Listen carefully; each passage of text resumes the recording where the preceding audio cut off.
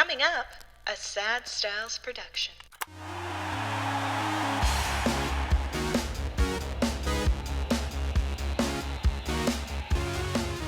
Hello and welcome. My name is Mikey Aaronworth, signing on to the Sign Off of Frameworth podcast for yet another week, and I am joined in studio by the one and only Brian Aaronworth, adjusting his mic. You couldn't have done that before we started. Here you go. You didn't give me enough time. Live on air. We dragged you in from your office to get you into a recording. That's Brian Aaronworth, president of Frameworth Sports Marketing, and we have a guest waiting in the wings who we will get to in a little bit. But before we do, as we always do, we wanted to give a little bit of a shout out to our loyal listeners who have been so gracious in giving us rating and reviews on whichever podcast platform you listen to, Spotify, iTunes. A reminder, if you listen on Spotify, you're now able to give ratings and reviews, or at least just ratings, so make sure to give us those 5 stars. This one comes from Mark Wright 20 via Apple Podcasts. A great listen, 5 stars. If you're into great stories told by some of the best to play the game, this is for you. They talk all things sports, including the memorabilia side of the business, and that's right, it's the podcast where we talk about all the stories you didn't know you wished you knew about the world of sports and sports marketing. Enough patting on the back, but Mark, as always, reach out to us, signoffpod@frameworth.com. We got a special signed 8x10 photo coming your way. And we'll talk about some of your favorite teams. And maybe because our guest is in a Team Canada jersey, we'll get you an 8x10 Team Canada photo sent out to you that way. Yep, for sure. And it's a Canadian icon we're interviewing today. Our guest this week is a man likely more used to asking the questions than answering them. But today, it's time to shine the spotlight on a man whose illustrious career spanned roughly 40 years and earned him multiple broadcasting awards and nominations, not to mention a Queen Elizabeth II Diamond Jubilee Medal for volunteer work. It's the voice now synonymous with Canadian sports broadcasting, Rod Black. Rod, thanks for joining us today. Hello, guys. Look at you two. Number one, Brian Aaronworth, my old winger. Where's that red Solo cup you got? There it is. That's the way we play. And Mikey, now we know the answer to the question that everybody always asks me. Rod, what did you do with your mustache? You know what? Clearly, I gave it to you. I'm wearing Clearly, it today. I gave it. You wear that thing well, man. Thank you very much. I took my inspiration from you and actually led into one of the questions I was going to ask later in the podcast. Right. What your future entails and whether or not it involves a mustache, because we'd love to see it. But listen, I will gladly take the reins. Getting into this business of broadcasting in some capacity as well. We'll take a lot of cues from you and the career that you led.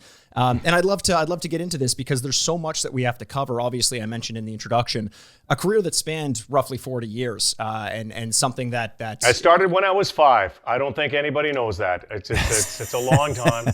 Started when you were 5. Yeah, it was. I had a mustache when I was 5. Right out of the womb. Right out of the womb. Right. That's how it goes. Yeah, very close. It started growing around the 6-month mark, postnatal. It was traumatic for my parents, but I didn't shave for quite some time. Yeah, I think it was great for your image and for your career as well. Though. Listen, I think my mom is equally as traumatized by my face every time she sees it. And I'm 33 years removed from the womb, so not Did much. Pops that you can ever do have there. one?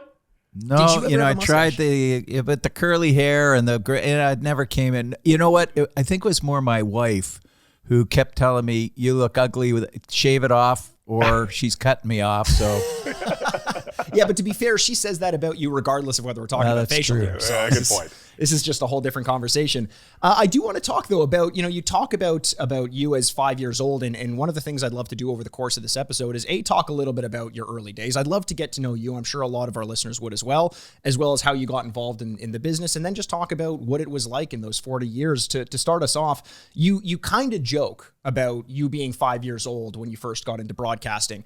But we've had a lot of past guests on this podcast. I'm thinking Gus Badali, Stan Butler, who essentially tell the story of getting to where they ended up being and becoming famous for it without ever having expected to be in that situation in the first place. You went to school for creative communications. Something tells me that it was always your goal to get into this line of work. Is that the case? You know what? I would say probably when I was about 16, 17, because I've had like all of these turning points, TSN turning points, I guess you could say, in my life. But a shout out to my friend Gus Badali, who, by the way, I saw the episode. He's fantastic. One of the greatest storytellers, one of the greatest people, greatest agents ever. He's the godfather to a couple of my kids.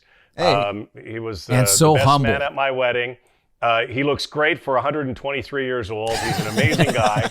I love him. And, ever since that episode on The Sopranos, he's been just skyrocketing through the world. So I love that guy. But no, it's so funny, you guys. I started, frankly, wanting to be an athlete, I dreamed about being, my hero was Bobby Hull growing up, or Bobby Orr, Jean Beliveau. I grew up in Winnipeg at a young age, and then, playing hockey and football. I played every sport, baseball, basketball, you name it. I really kind of got into more basketball like when I was 11 and 12. And here's a little known fact. I wanted to be the first white Harlem Globetrotter. Oh, I would tell you, I worked on all of those tricks. I worked on them all. And I did actually very well. And I got a chance, I can tell you later, is that in my life, I got a chance to actually play with the Globetrotters. But really? Fast forward, I was, I really wanted to play. And I love the games. I still love every game imaginable. But at the tender age probably of 9 or 10, I was also a bit of a mimic and an impressionist. Okay. And so I was going on local radio station in Winnipeg in the morning, and I was doing all these voices, and a lot of these people, and I would come on as a character. I was Raymond J. Johnson Jr. You doesn't have to call me Johnny. You can call me Ray, and you can call me Jay. And I was doing Wolfman and all these other voices, and everybody thought this guy must be some wacko who's in his 30s. But I was like 9 and 10, and I used to.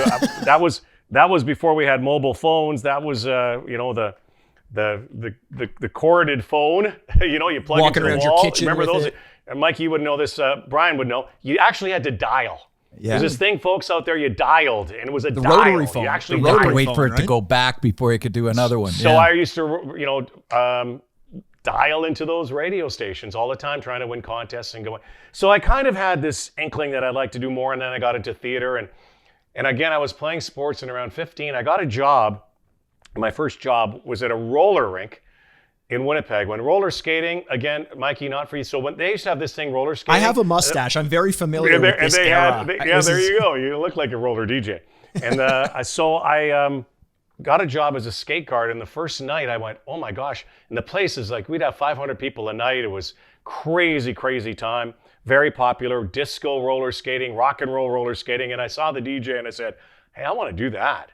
That's a much better job than taking people's stinky skates. So a couple weeks later, I started doing that, and I loved it. And it kind of forged where I wanted to go next, and that was into broadcasting. But I still had this dream of playing sports, and I think probably to this day we all do. Brian, I'm sure you still do. Yeah. And I have dreams at night that I got a chance. I got called up by the Leafs or the Jets or the Bombers or the Argos or whoever. And so I had a couple scholarship offers in hockey and basketball. I was around 17, and I'll never forget, I was on my way down to one of the visits at Bemidji State in Minnesota with my buddy, and we got over the border, and for some reason I had this kind of epiphany or turning point, and I just said, I don't know if I want to do this. I think I'd like to get into broadcasting. There was a local course there called Creative Communications at Red River, and I put my application in and waited patiently, and I got in, like I was 17, because it was a little bit different in Manitoba, the grading system. You go to grade 12, and I think you're a little bit younger there anyway. I got in, I was very young into school, and honestly not a great student, and I was still playing sports, still working in bars and roller rinks, and I didn't have time to kind of even concentrate. But there was a job opening at the end of my first year at a local TV station, CKY. And it's a major CTV affiliate, and all the people in my class said, you should try out for this. You love sports, and you want to. They always thought I was going to be a game show host. That was the big thing. Right. Now, did you take that? Was that a compliment or an insult to you? Because some people say game show host. When someone people have said, yeah, both. Both. It don't matter. What is yes? Yes, it was. So yeah, so I went. I applied, and I'll never forget. I said, you know what? I had this big fro, man. I had a fro and a stash, not as good looking as that stash. And I applied, and lo and behold, I got the job, and it kind of changed my life. And I, as much as my friends were, I was 18 years old. My friends were all out, every night and doing their stuff. It was like going to college for me as a young broadcaster, and I worked my butt off. And a few years later, I You graduate, you get more reps, you get better, you get an opportunity. An opportunity came doing the Jets games. I want to move into that, like the Jets games and that, but I'm curious, you described this time in your life when your dream was to be a professional athlete, and it probably, as is the case, I think with most parents, took your parents some time to think, okay, I'm going to be comfortable with my son trying to be a professional athlete, like wrapping your head, no, just go get a regular job, go get an office job. Yeah. And then you shift from professional athlete to broadcaster. Was there more comfort in that or less, or were your parents just comfortable letting you do what you wanted to do? No, you know what? Honestly, my parents were great. And I and we all say that you wouldn't be here without your parents, but my parents were, my dad, first of all, was also a fringe professional hockey player. He, went to Ranger camp. He played for the Flin Flon Bombers when he was growing up. The Memorial Cup teams that they had in Flin Flon for many years. And I just think he saw the pressure himself. And so he never put any pressure on us. I played every imaginable sport. We were always playing games. I think where I came from, you guys, in a very small suburb of Winnipeg, I don't think it led to the cultivation of dreams. I really don't think. Right. And I just think it's because of culture within. Nobody ever did it. So I wanted to be that first. And one of the great things I think that, and I would tell other parents out there, is give your kid the opportunity to dream. Mm-hmm. Don't take away their dreams by saying they cannot. My parents never said I couldn't do anything. They never said I could, though. They never gave me false hope either, but they never said either. And I think that's an important thing. Yeah. And when your kid all of a sudden, and Brian, you probably, as a dad, you probably had to go through this as well. When your kid says, I don't want to do this anymore, I as a parent now say this because my dad and my mom and dad said, okay, that's fine. You don't have to do that. But guess what? Find something else. Find another dream. Yeah. Can't just find another dream. And I think that was the beauty of what my parents instilled in me at a young age. And they gave me every opportunity. And we didn't have any money. Like, man, I came from, people could say, like, the other side of the tracks. We didn't even have tracks. I mean, it was like, oh my gosh, we had nothing, and we had 4 boys living in a 800 square foot home. My office is bigger than the house that we lived in growing up. But I got to tell you, we didn't want for anything, because every single day, you guys, my brothers we had sports. And we went outside. We didn't have mobile phones. We didn't go on TikTok. We went outside and pretended to be the next, whoever it was. For me, it was Fran Tarkenton as a quarterback for the Minnesota Vikings. We went outside and played every single day until Mom called, Rod, Derek, Sean, dinner. That's what we did. That was the era. Where the lights come on. Where the lights, hey, Brian, do you remember? That's the way it was. And I'm not saying this era is any different or that era was better, and I don't want to be my dad because he used to say that, but it was different. Yeah, and it was different. And you never had... when you got home from school, you never went inside. You would go out, and it was ball hockey. Yep. It was baseball. Whatever it was, you were outside playing. Now, the athletes today, they got to be doing something because they're as good or better than the past in terms of the way they train and all that. But I think there are always going to be people who have dedication, regardless of whether there are temptations to go on TikTok and on your phone, etc. TikTok is always the scapegoat, Twitter, whatever the social media is or the distraction is. I was lucky enough to grow up at a time where I do remember the whole concept of getting home from school and all you could do was go play road hockey. We had like a Nintendo at home, but it was more about the communal element, which I think is largely going away in some cases. I'm sure it exists in some capacity. And Rod, to your credit, it seems as though you've taken some of those lessons that you learned from your parents in raising your kids. I know Tyler, your son, was recently drafted to Milwaukee, I believe, 33rd overall. Let him live his dreams, and apparently he did. Was it I'm always not putting a lot of pressure him? on him, but a future Frameworth client, I'm thinking. Let's get him signed up. Let's do it. I love it. also, Rod, you talking about, because I was curious, you've covered so many sports. We talked about hockey, how you loved basketball, but you've called football, golf, basketball, bowling, boxing, baseball, hockey, and we're even known as the voice of figure skating in Canada. I like that you're giving us this establishment of, I grew up playing all sports. I welcomed all comers. So you always had a base familiarity. But then something like bowling comes along. And I wonder, even if you didn't have an experience with it, what would your process be when you're asked, hey, Rod, I know you're doing great over here. Here's a sport. You may or may not be familiar with it. What is that kind of grace period that you need to familiarize yourself with something new to a degree where you're comfortable sounding like and embodying the expert voice on that subject? Well, Mikey, you got to do it by attrition too. Like sometimes when I came to Toronto with the CTV job, I was hired to be a host for Olympic Games, Blue Jay broadcasts, but also a Saturday show at the time was Wide World of Sports, which, the thrill of victory, the agony of defeat, and all of that. And they were a lot of eclectic fringe sports as well. And so I would have to gravitate to those. I will tell you that, again, I think, you made a good point, is my base is that I played everything. I tried everything. And so that's kind of my thing now is people, I know it's a question. I hate to take away the question you're going to ask, what's your favorite? I will tell you that I don't have, it's whatever tomorrow brings. Sure. And so that's the kind of mentality I've always had. And so the process would be, I know nothing about this. I'm going to learn as much as I can. And I got an analyst beside me.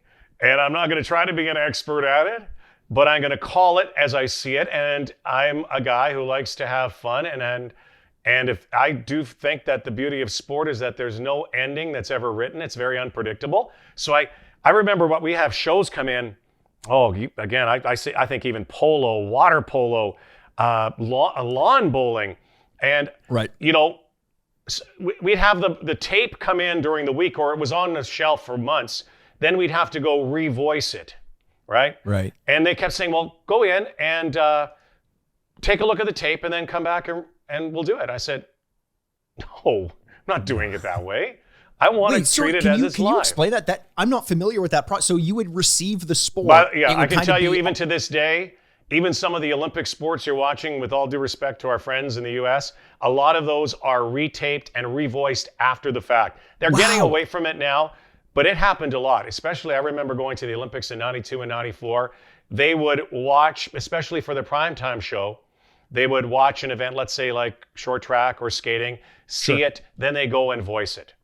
To me... And that's almost cheating because it's totally cheating. You don't come across it, you already know the result, so now you can kind of almost...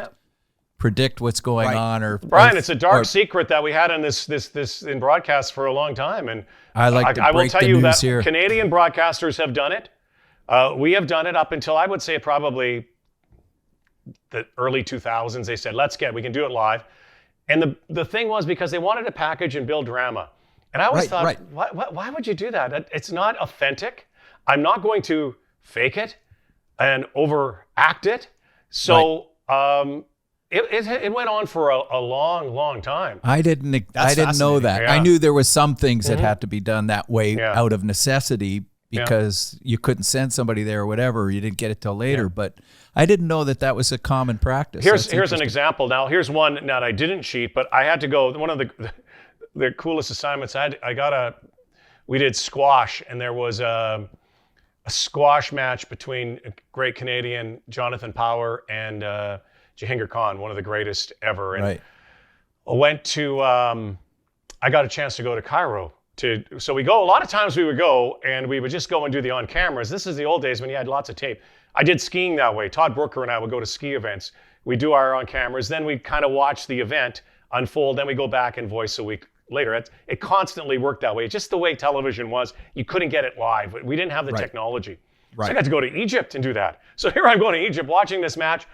And I'll never forget the pyramids in the background, in a glass encased squash court, and then having to come back. The thing that I do remember though is I got down to like the last, few points. I walked away. I didn't want to see how it ended.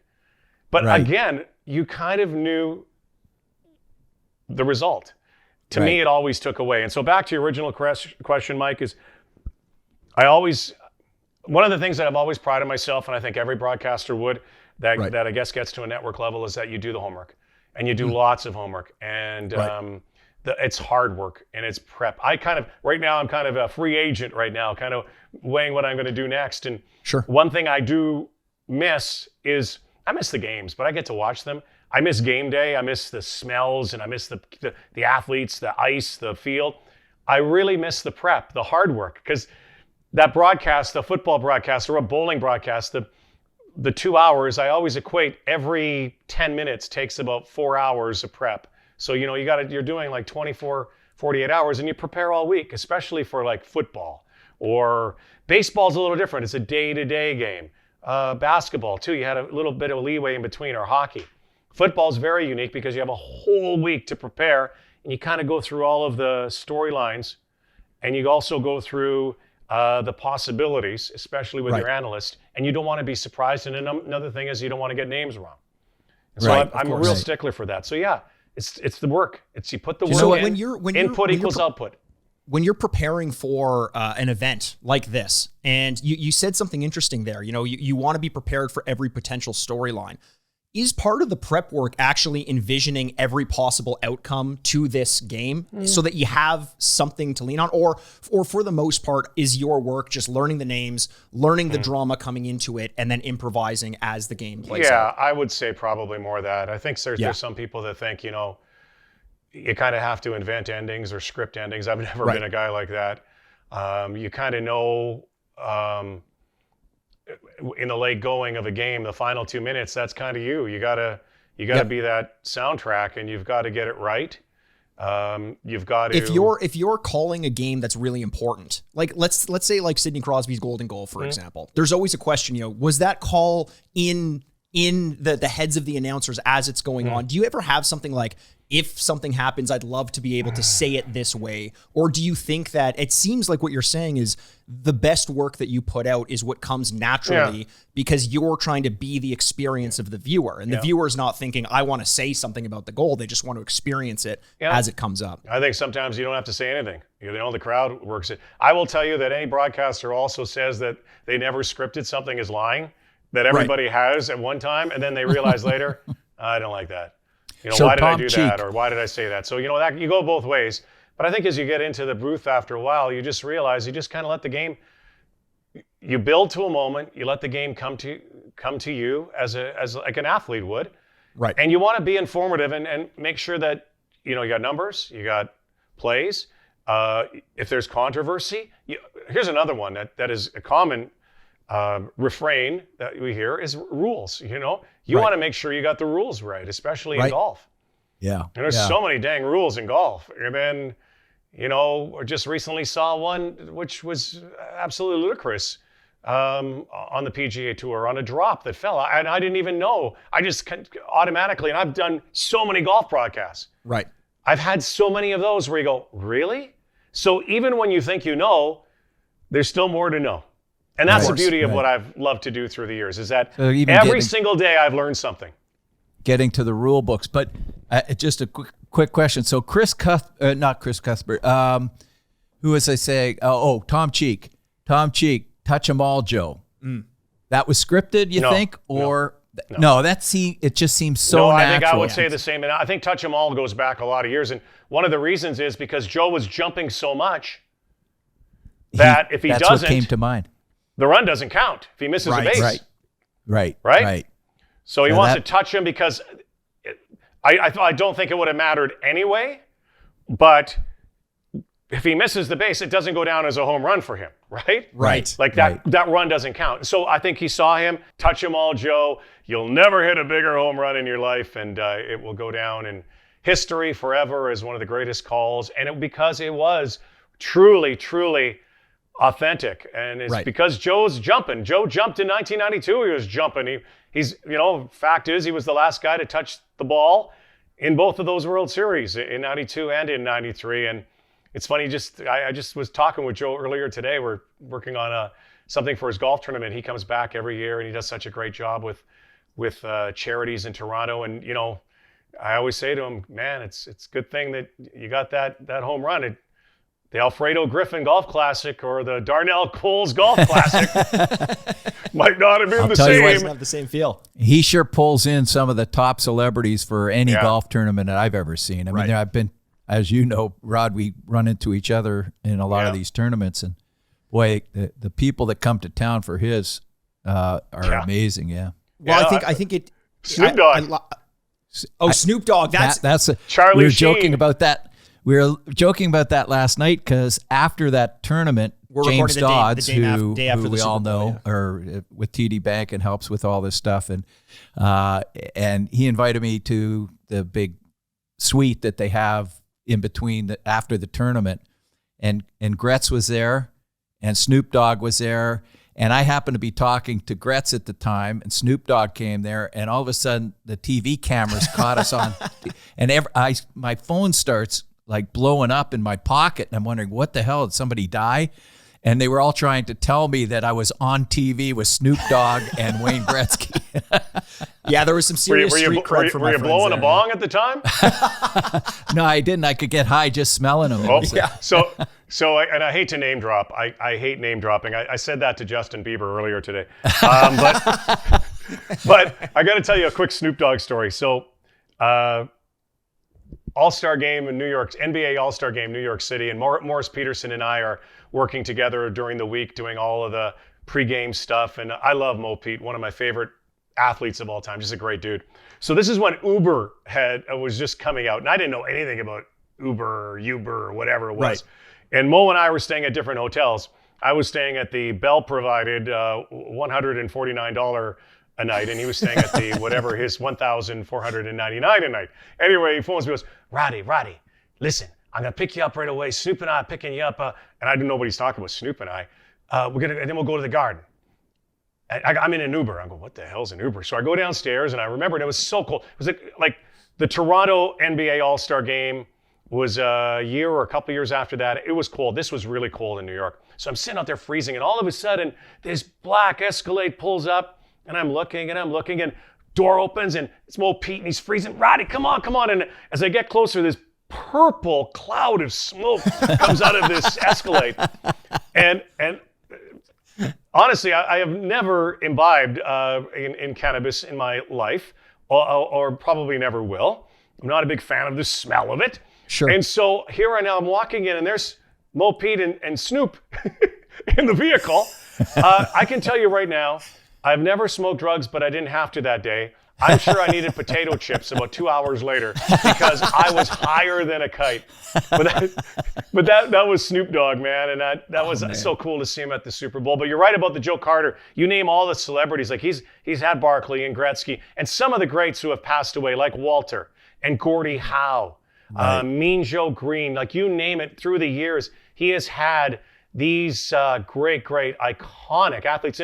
And again, it goes back to his great heart, but the fact that he did touch them all, and now he's touching everybody's hearts again. Yeah, exactly. Yeah, it was a great moment. And I love, too, because we had just gotten off of you talking about the amount of preparation that goes into doing a broadcast in any form. And then you bring up Joe Carter, and you've obviously done broadcasting alongside a lot of athletes, Joe Carter, Pat Tabler, obviously, people that you've spent a ton of time doing broadcasting with. But for an athlete to just decide they want to get into broadcasting, it's not you don't just decide and then you do it. As you mentioned, there's a lot of work and a lot of preparation. And I'd imagine some growing pains, especially when there's an athlete who's just starting to do the broadcasting. Mm-hmm. This question could go one of two ways. Who is the worst or who is the best? I'd rather focus on who in your mind was the most naturally talented broadcaster, athlete turned broadcaster that you've worked with. Well, again, I know one thing. You know what? I have had a record for the most analysts ever because I've done so many sports. I would say, and I've loved, honestly, that's what the beauty of this is. I've loved everybody I've worked with. We've become great friends through the years. I have not had any real a-hole or dick or anything like that. You censor a-hole but not dick. It's an interesting choice, but I like it. I like the move.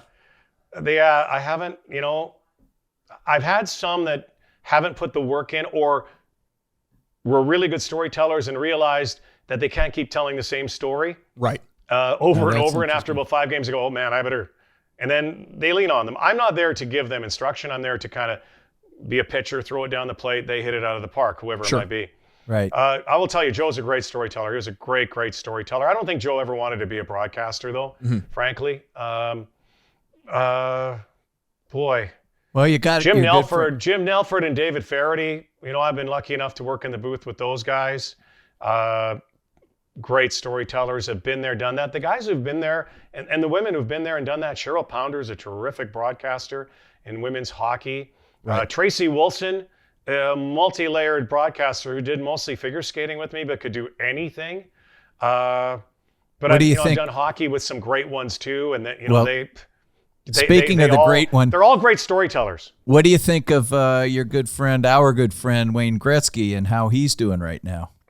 Have you seen any of his? I saw him early on, and I thought he was fabulous. One thing I think is deceiving, and a lot of people don't know, and I know Wayne probably thought about it too, is Wayne Gretzky is an unbelievable storyteller. Right. And if he's in the right environment and has the right person beside him to lead him, Wayne Gretzky will excel at whatever he does. I mean, that's the way he played the game. And all you have to do is get to know Wayne, be around him. I've been fortunate to do some of those TD events. I've done an event, I think, Ryan, with you guys, with Wayne at Frameworth. He personally requested you. He said, I said, who do you want to MC? Get Rod Black. Yeah, I love being with the guy, because here's the thing. I ask him a lot of questions that come from just watching Wayne Gretzky, and it's kind of like they're the normal questions anybody. It's not I don't come from a broadcaster's standpoint. Right. I'm interested, and every time I talk with Wayne Gretzky, and I have probably interviewed him hundreds of times, I learn something new about him. Yeah, that's fascinating. He's an amazing storyteller. If they can continue to bring those out, I'd like to see more vignettes with Wayne. I think also Wayne has an unbelievable sense of humor. Yeah. He has he's got a great laugh. He loves telling jokes. He loves chirping people. The more I see of Wayne, that's the Wayne Gretzky I know. Anybody else out there who is ever broadcasting and tries to become an announcer, and I've worked with guys like that have done that, or women who have done that, don't try to become an announcer. Yeah. You have a play-by-play voice there. You don't have to try to remember everything as well, everything through your head. Charles Barkley is probably the best at it, because he just says whatever comes to his mind, which can be good, guys, and bad. But I was working with him on the air one night, and I said something to him, and it's going to be that kind of night, Charles. And for some reason, they took a shot of a rather pretty girl, and he goes, "Hey, listen, man, I'm not looking for Mrs. Right. I'm looking for Mrs. Tonight." And that was on the air. Oh, wow. Now, would he get in trouble? Yeah, you get in trouble for saying stuff like that. But the people, it's the golden age of broadcasting. The golden rule is just be yourself. And it takes you a while sometimes to understand that. Be the same person that you are in the dressing room, having a beer, cutting your lawn, getting into an accident on the highway. Be that same kind of person that you are, and you should excel in front of the camera or behind the mic. And I think that makes sense. That's Wayne Gretzky.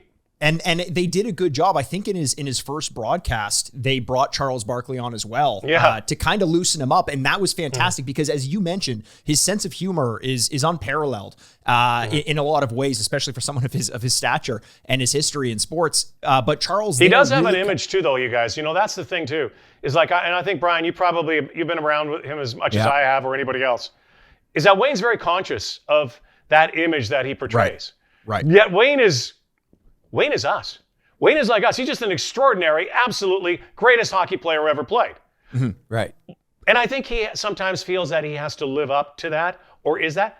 But Wayne's a beer-drinking, good old hoser, Canadian hoser like the rest of us. And I think he does get caught up in that sometimes. When Wayne Gretzky is himself, Wayne Gretzky is the great one.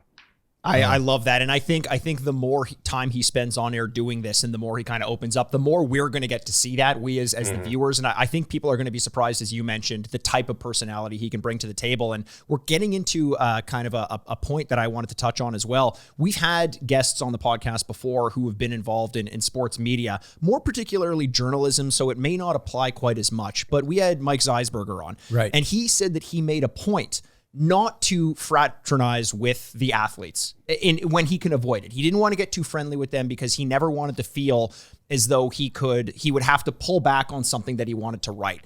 It may be different in broadcasting, but do you find there's a similar sentiment, or is it in fact the opposite? When you're broadcasting, you want to be able to get to know the personalities and get these interactions out of them if you're ever going to be interviewing them?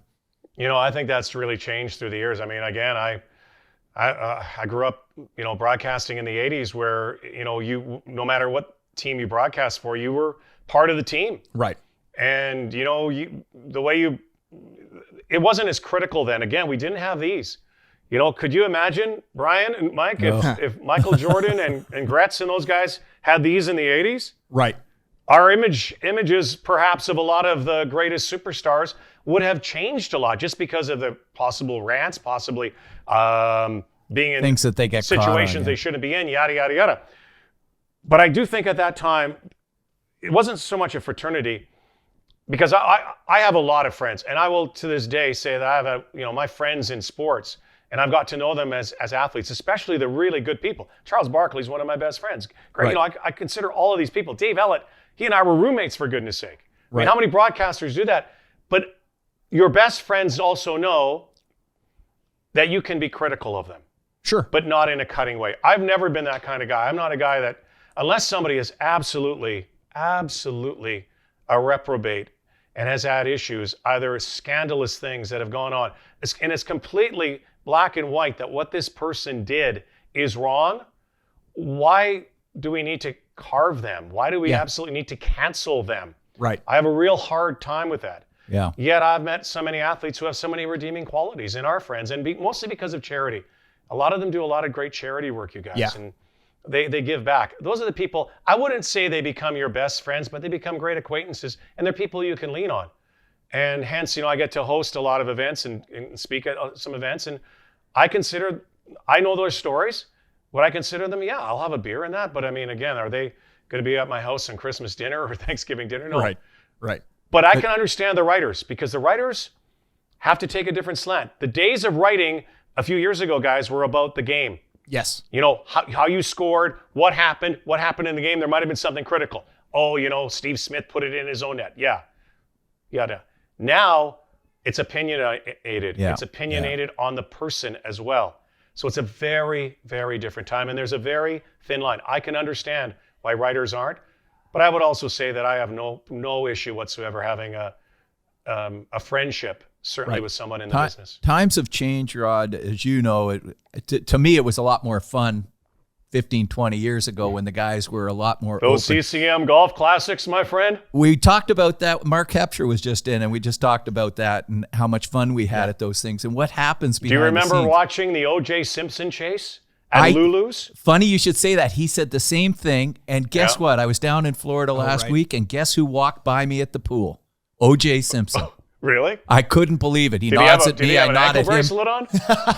I just looked at it. I said, I nodded back, and then I realized who I nodded at. It was crazy. But what I would say is that over the years, I don't know anybody that's built relationships with so many athletes, and that is really good on you because they trust you. They know you have to remain objective. You're not in the same necessarily position as a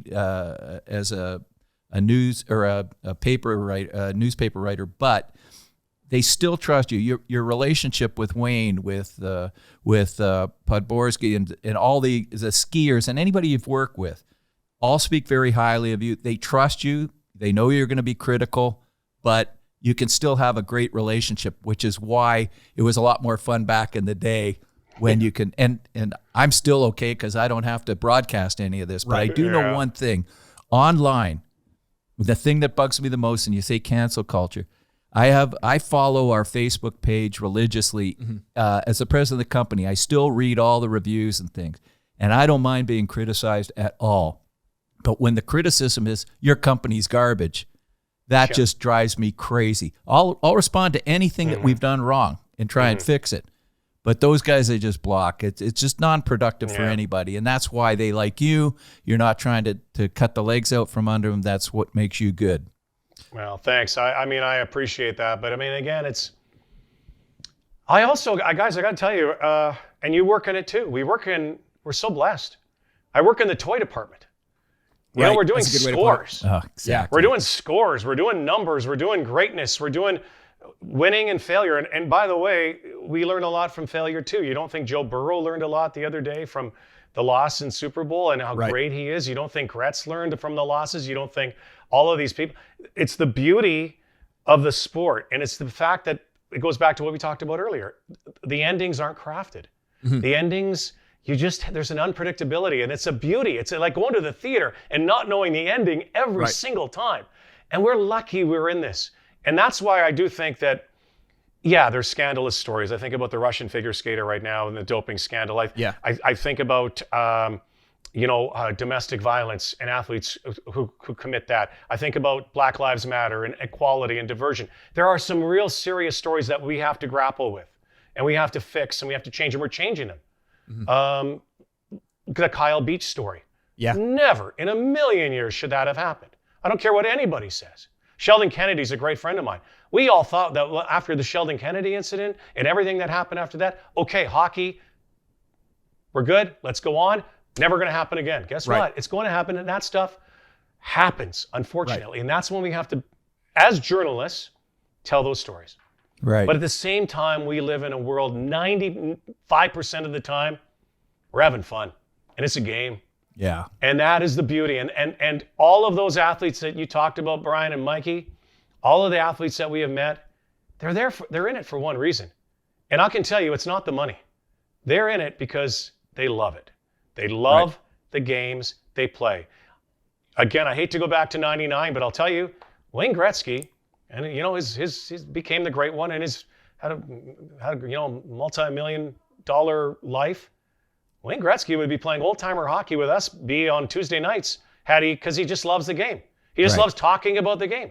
That's what happens. If he never made it as a pro, that's the kind of person. That's the kind of person all of these athletes are. If they're in it for the money, they're in it for the wrong reason. And they're quickly sourced out. I can't remember, Rod. Were you ever at one of Wayne's fantasy camps? I know your busy schedule might have prevented that. No, but I saw a lot of pictures. And I know you got a lot of goals. What did Gretz just say? Get in front of the net and you just bank it off your stick? Well, I'll tell you what. What you just brought up is how much fun he has just playing. He had more fun in those camps, sitting, joking, talking to the guys on the bench, sitting in the bar afterwards, just, telling stories. And nobody remembers everything. My wife used to give me a hard time because she said, you can't remember a birthday, but you can remember what club you used and the yardage coming in a ninth. How does that happen? Well, Wayne's like that with hockey. Yeah. Every shot he took, how it happened. And when he gets in a room with a group of guys that are interested, and they all are, he's the best storyteller, as you mentioned, ever. And he has so much fun with it. Yeah. It seems like there are tons of stories like that too. And I'm curious because we kind of touched on this a little bit, talking about sort of the changing of the generation, how sports broadcasting and media and journalism used to be more about what's happening in the game. And it's since become much more about the personalities and the need to constantly ascribe a suspected personality to the athletes. You held up your phone recently, and it's like we're living on there, constantly looking for new hits. The demand for the way in which sports are covered has been changing, as we've established. Has your approach to broadcasting changed in light of that, or have you managed to maintain consistency in terms of how you want to present the sports? Yeah, what's really different is following the athletes now. Mm-hmm. And what I used to do is I used to have tapes sent to my door or discs and watch them. Now I can watch them 24/7. They're on YouTube and all of that. I also think they have their own narrative and they have their own voice, which is their social media feed, which people can throw away or not. Sure. But I do think you get a good idea of their personality. So, you got to check 24 social media feeds sometimes when you're covering games to get a little better idea. I always like talking to the athlete, finding something out about them, a little nugget, just a little story. I still think their stories, I still believe the reason we love sports is not only the outcomes, but because of the stories. And you got to know those stories. So you still have to get to know the athlete. But I do know there are a lot of broadcasters out there who would just prefer just to, whatever, or we'll read it from the newspaper and we'll take it as Sabbath, that is who this person is. I'd like to think we dive a little deeper. I think we all should dive a little deeper. I think so much of quote unquote news media nowadays is essentially doing what you've described, is basically just looking at social media feeds and what other media outlets have broadcast and presenting it as your own fact. the hands-on approach. It's like the equivalent of like the spending time in wilderness now. It's like turn off the phone, have a conversation with the person and relate to them one-to-one. And that's where you're going to get those nuggets of information. Why would an athlete tweet about some little interesting anecdote that you bring out of them as opposed to just having it happen organically? I think that matters quite a bit. We're running a little bit low on time, Rod, but I want to touch a little bit on October of 2021 and when you had announced that you were going to be moving on from CTV and the Bell Media Network. To join Frameworth. To join Frameworth, yeah, our new host on the No, it's not here. that. I don't know if you know, Mikey, you haven't seen me. I've been working in the back in the warehoce. Listen, I noticed the quality of our frames had been picking up Those lately. frames, they are so hard to do after a while. If I see another Sidney Crosby picture, oh my God. Listen, we're going to produce. By the way, one of the greatest people. I don't have to tell you guys that I've had the pleasure of covering as well. And he is more guarded than most athletes, as you know. And I can tell you, one of the greatest of all time. Yeah. I'm going to Pittsburgh right after this. We're going to try and see him score in a home uniform, his 500th goal. And Troy and Trina, we've been like Gordie Howe following Wayne Gretzky. We've been going to game after game, and he's had one away for the last 4 or 5 games, and I missed the one in New Jersey, and I was actually, for the first time in my life, rooting against him scoring. I wanted a high point because I don't have a lot of away jerseys, but I got home jerseys, and if he scores in an away jersey, I can't do the 500-goal specialty piece. We talk about the insight of how working in sports memorabilia in this realm changes the way we watch It affects sports. the way I watch the game. It's bizarre. It does. So how can you root against Sidney putting the puck in the net? It's an empty net. I'm on the edge of my seat. Said, don't put it in an empty net. We wanted it in that black New Jersey. He passed it off. Great. He got a point, and I'm going to Pittsburgh. I'm giving you some good karma here. Yeah, It's there going to you happen go. for you. It's going to happen for Frameworth. I just want it to happen for Sidney Crosby. I agree. We all do. I just think the world of him. I think he's a phenomenal. Well, you know what? We talk about phenomenal athlete. Not just phenomenal athlete, but you say he's very private, but some of the stuff he does that nobody knows about, the charities that he donates to. We were talking about, he has a private box at the Penguins at the arena, and he just every game he donates it to underprivileged kids or kids that he wants to have the hockey experience. Nobody knows this stuff. Well, they do now, but he doesn't talk about it. He just does it. And that's a big expenditure, as you know, what a private box costs. So, and that's Sidney. Anyway, I want him to play for, I'm going to answer your question. Well, yeah, I haven't even heard it yet, but I want him to play forever. He's one of those guys I want to play forever. Right. I know he won't, but he's also one of those guys you wonder what he's going to do next, right? What is Sidney Crosby's next life going to be like? So it's very interesting. Tonight. Ask him. Wish him the best. Congratulate him after his 500th goal for me and everybody else. He may be asking for some lessons on broadcasting. We'll send him your way. And for good. those of you who aren't watching on YouTube and missed it, Rod just held up he's got his Team Canada jersey on as well, getting into the spirit of the Olympic Games right now. But I did want to ask a specific question about an interview that you'd given with TSN 1050. You had mentioned that you knew about the fact that you were going to be moving on from CTV, Bell Media, at prior to the actual announcement. Obviously, for a few games, you had been kind of harboring this knowledge without anyone else knowing. And you talked about during those broadcasts, having that knowledge in you and having it kind of affect you and add more weight to the broadcasts themselves, knowing that they were potentially among your last for the network. What is that like, knowing that you're harboring that secret? And B, how often are you pushing back against something personal that happened in your life, knowing that you can't let that shine through on camera? Is that just a skill you had to learn? Was that innate in you? Has that always been kind of difficult? I said before, I just love doing the games. And so the game is, and one of the reasons that I didn't, like when we had agreed to my departure and my next move into my next chapter of my life, they honestly kind of wanted a farewell tour. And anybody who knows me, that's not me. Right. Yeah. Brian knows me, that's not me.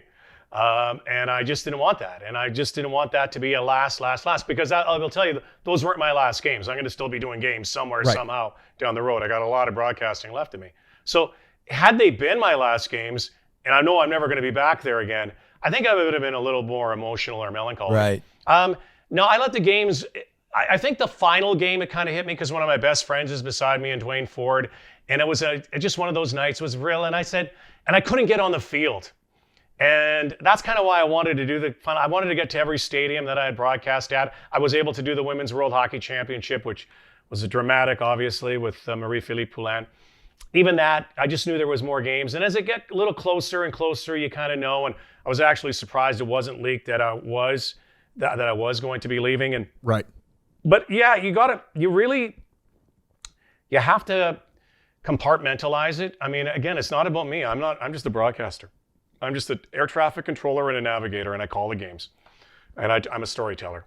And I've had to do, frankly, the hardest games I've had to do is when my mom passed away or my father-in-law passed away. And, I chose to do games that night. Right. Just because I thought that would be the way they would want me to. They know me. Right. They know me. There's no off switch.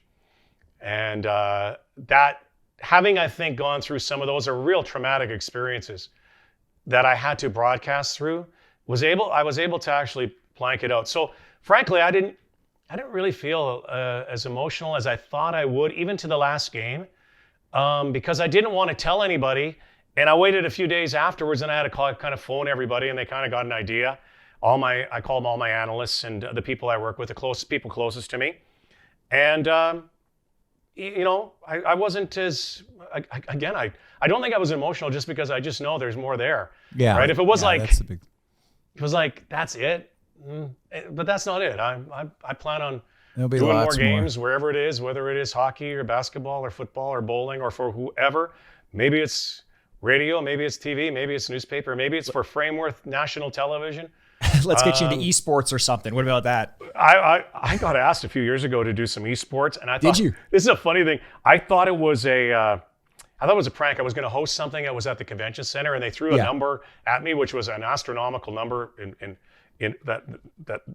my tax bracket. And I'm going, really? And I thought it was one of those spam phone calls or somebody fishing it. And I said, no, I'll call my agent. And then I found out later it was true. I'm going, well, you idiot. Wow. But esports is, it is what it is. Do I think it's a sport? No. Do I think that there are some sports that are fringe sports? Do I think poker's a sport? No. But do I think they're great games? Yes. Sure. Do I think there's a calling? Do I think it will be part of the Olympics someday? No. But they can have their own entity. And I value, I've actually watched Twitch and I've seen it. I think esports is fabulous. I think it's great. And I do wish some of the kids would get off their little consoles and play a little more. Sure. But at the same time, to each their own. But they're all games. They're all Mikey's games. Mikey's a gamer, and he actually has another podcast called The Retrograde that he reviews games of that, which I don't listen to a lot, unfortunately, because I just don't understand. Because you're not on it. That's why. But I don't listen to a lot of podcasts, other than my own voice on this one. Of course. Why wouldn't I listen to, but you guys are the Joe Rogans of memorabilia broadcasting, aren't you? Well, we try and stay a little bit more politically correct, but other than that, don't say anything yet, Joe. Touch them all, Joe. They're bringing it back. No, I do. I love esports. I like that direction. But as you mentioned, they're all games and they're all stories and they're all narratives. And I know why you did undersell yourself as the broadcaster. I'm just here as the storyteller, this and that. But there's a reason why we don't watch sports without the volume on. The sounds of the game, that's one thing. But even watching it live, we miss the broadcaster, we miss the announcements, we miss the narrative that you spin. And I think that you add almost as much to the game, you and broadcasters like you, as much to the game as the players on the field or on the ice or on the court playing it. Without it, the narrative just doesn't exist. We maybe aren't as creative. We need the storyteller. We need someone to spin the webs. It's not enough to just think about a story. Someone has to tell it to you. That's a great point. And that's point. your job in this, and you've been doing a great job at that for 40 plus years. That's a great point, because when I grew up, again, it goes back. Did I ever think, talking to you guys, my 10th birthday was the day that Paul Henderson scored the goal. Oh, wow. And to this day, because of this, what I've done and the friendships I've gained, every single year on September 28th, Paul Henderson calls me.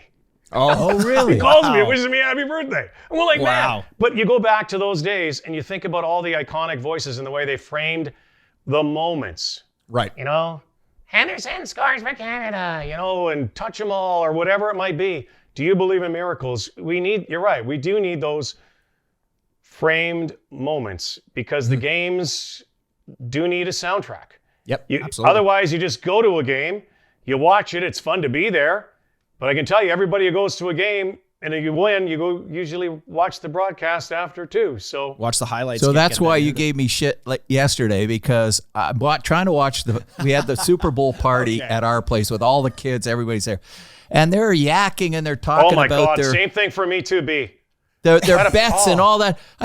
For Christ's sake, shut up. And they look at me, what are you talking about? I said, I'm trying to listen to the game. You guys you got all your prop bets and all that going and who dogs are barking. I said, for Christ's sakes, I'm trying to watch the game. And then for the rest of the night, anytime I said something, Dad, quiet, we're trying to watch the game. It's a Super Bowl party. I would set him up. I'd ask him a question. He'd start answering. I'd be like, hey, Dad, I'm trying to watch the game. Could you be quiet for a second? But here's the problem. Awesome. It's a Super Bowl party. We're all together. And then even during the commercials, we weren't allowed to talk because he wanted to see the commercials. Wanted to listen to the commercials. You watch the American commercials, yeah, obviously. We got the American food. Yeah, the Fire Stick, thank you. Yeah, exactly. There you go. I'm a proud Canadian, very proud, but we got to get better ads. I'm sorry. Those ads were phenomenal. I have never seen so many cameos in one platform of ads. Like, it was crazy. Right. Yeah. Every Hollywood actor was in a commercial. It was the money being spent on advertising these days is probably going up and up and up. But look, we don't want to take too much more of your time. Rod, we thank you so much for joining us.